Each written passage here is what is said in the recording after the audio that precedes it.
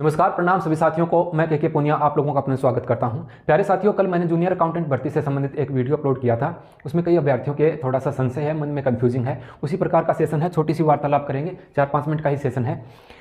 देखो, कल जो सेशन अपलोड हुआ उसमें मुख्य रूप से कई बच्चों के समझ ये नहीं आई थी कि सर आप ये कह रहे हो कि 500 प्लस वाले ऐसे अभ्यर्थी 36% हैं जो ये कह रहे हैं कि हमारी इस भर्ती में 500 प्लस नंबर हैं। फिर आपने टोटल पद हैं 5081, इन्हीं का 36% क्यों निकाला, जबकि परीक्षा में बैठने वाले जो उम्मीदवार हैं उनकी संख्या 67 या 68,000 के आसपास है। तो देखिए, कोई भी कट ऑफ का अनुमान तैयार करते हैं तो ये नहीं देखा जाता कि कितने अभ्यर्थी बैठे हैं।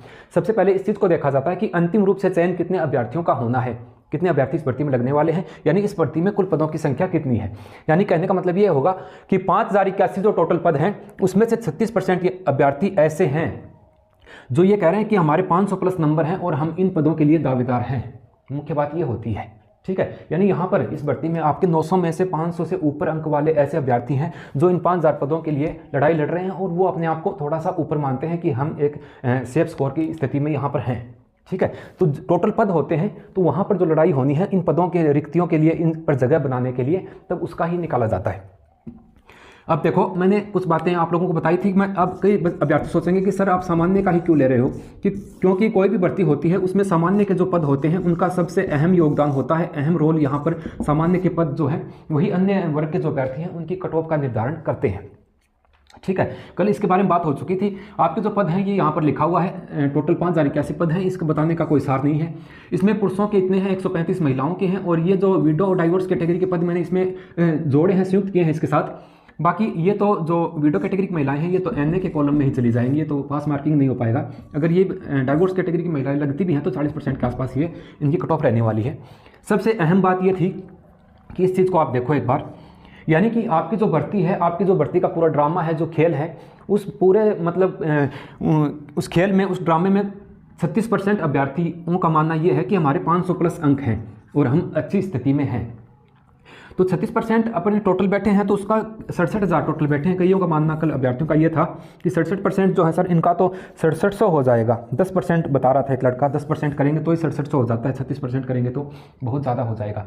तो आप ये मानोगे क्या फिर इसका 6,700 अभ्यर्थी ऐसे हैं जिनके इतने नंबर हैं। फिर तो ये मानो कि 6700 अभ्यर्थी ऐसे हो गए जिनके 500 प्लस नंबर हैं, तो फिर पद तो पूरे भरे ही गए भाई। सभी वर्गों के मिलाकर के 6700 ऐसे अभ्यर्थी हैं क्या इसमें, जो पद तो फिर तो भरे जाएंगे। पद यहाँ पर 5081 हैं और आप कह रहे हो कि सारे, फिर तो कट ऑफ इससे नीचे आएगी नहीं, कतई नहीं आएगी किसी हालत में।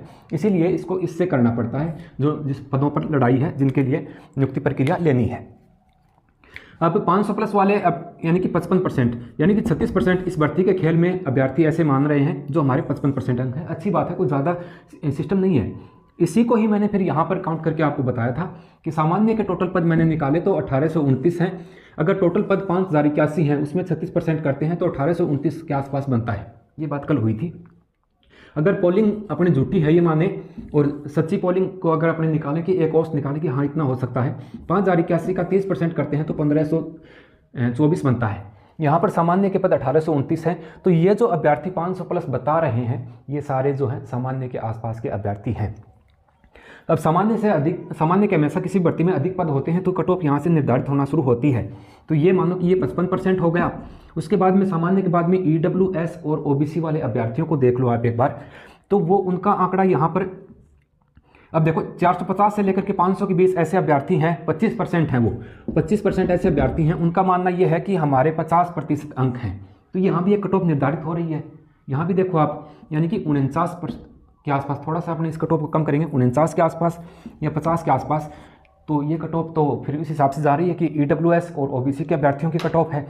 19% अभ्यर्थी ऐसे हैं जो 400 से 450 के बीच में है। उनका मानना ये है 19% अभ्यर्थियों का कि हमारे 400 से 450 के बीच में अंक बन रहे हैं। तो ये कितना हुआ, 400 का 44%, यानी कि ये जो 44% है ये ST और SC के जो अभ्यर्थी हैं उनको दर्शाता है। अब ये थोड़ा सा मैं बता रहा हूँ ना, अभी मैं कट ऑफ नहीं बता रहा हूँ, आगे मैं कट ऑफ बताऊँगा इस चीज़ की। इसमें से भी थोड़ा अपने कम करेंगे, 3 कम करेंगे तो 41 के आसपास। और मेरे ख्याल में यहाँ पर जो भी 40% अंक लाता है SC ST का उम्मीदवार, वो यहाँ पर अंतिम रूप से चयन होगा। रिजल्ट आए तब देख लेना आप। 8% अभ्यर्थी ऐसे हैं, हाँ सॉरी, 350 से लेकर के 400 के बीच वाले अभ्यर्थियों की संख्या कितनी है सर, 13% है। 13% यानी कि 38% उनके बन रहे हैं। तो 38% वाले कौन से अभ्यर्थी होंगे? 38% वाले अपने गेम कोटे वाले मान सकते हैं, सर्विसमैन हैं, डाइवोर्स कैटेगरी की महिलाएं हैं, दिव्यांगजन भाई हैं, एलडीसीपी वाले भाई हैं और विडो कैटेगरी की महिलाएं हैं। ये जो विशेष कैटेगरी के अभ्यर्थी हैं वो इतने ही अंक ला पाएंगे 38% के आसपास। ठीक है, तो ये तो उनका दायरा है और उनकी संख्या आपको पता है कि उनकी संख्या सर्विसमैन, स्पोर्ट्स वाले, divorce category, widow category, LDCP, LP यानी कि दिव्यांगजन, उनकी संख्या बहुत ही कम होती है। कितनी होती है? 13%। उनकी मेरिट भी कितनी जाती है? 38% के आसपास। ये एकदम सही अनुमान है। आइए एक बार कट ऑफ का जो है वो देख लेते हैं, एक बार फिर से मोटे तौर पे देख लेते हैं। मैंने आप लोगों को पहले बताया था 2 गुना की कट ऑफ मैंने पीछे आप लोगों को बताई थी, 47 पॉइंट कुछ के आसपास ये जो कट ऑफ है वो 2 गुना की रह सकती है। पीछे जो अपना सेशन हुआ उसमें अपने ये बात हुई थी। पहले एक बार 2 गुना की देख लो, फिर अंतिम देख लो, क्योंकि 3 अंकों के आसपास बढ़ोतरी होगी। सामान्य के जो अभ्यर्थी हैं वो 48 के आसपास 2 गुना में चयनित होंगे। अंतिम रूप से अपने चयन करें तो 50 पॉइंट कुछ या 51 के आसपास जो है वो सामान्य की कट ऑफ जो है वो अंतिम कट ऑफ रहने वाली है। ये 48% मैंने पहले आप लोगों को 2 गुना की कट ऑफ में बता चुका हूँ। फीमेल की बात करें, फिर कई लड़कियां मैसेज कमेंट करेंगी, 46% जो है वो 2 गुना की कट ऑफ रह सकती है और 48.50 के आसपास जो फीमेल है सामान्य की, उनकी अंतिम कट ऑफ जो है वो आपकी रह सकती है। ओबीसी के जो पुरुष हैं उनकी 2 गुना में 46 और फिर 49% के आसपास जो है वो अंतिम कट ऑफ जो है वो जा सकती है। फीमेल ओबीसी की जो महिलाएं हैं वो 44% में 2 गुना में डॉक्यूमेंट वेरिफिकेशन के लिए चयनित हो जाएंगी और अंतिम रूप से चयन के लिए 47% के आसपास अंक मेरे हिसाब से होने चाहिए। ईडब्ल्यूएस के अभ्यर्थी हैं तो थोड़ा सा इसको कम करते हैं, 2 गुना में 45 के आसपास और 48% के आसपास जो है वो अंतिम रूप से चयन होने वाला है। 43% जो फीमेल हैं ईडब्ल्यूएस की, उनकी कट ऑफ 2 गुना की और अंतिम रूप से चयन जो है वो 46% के आसपास है। एससी के जो अभ्यर्थी हैं 2 गुना में तो जो भी 40% लाएंगे वो सारे सम्मिलित हो जाएंगे, लेकिन थोड़ी सी कट ऑफ जो है वो 42% के आसपास आप लोगों की रह सकती है। फीमेल जो है एससी की फीमेल ये टोटल पास होंगी और आगे भी टोटल ही लगने वाले हैं, ये मेरा एक अनुमान है।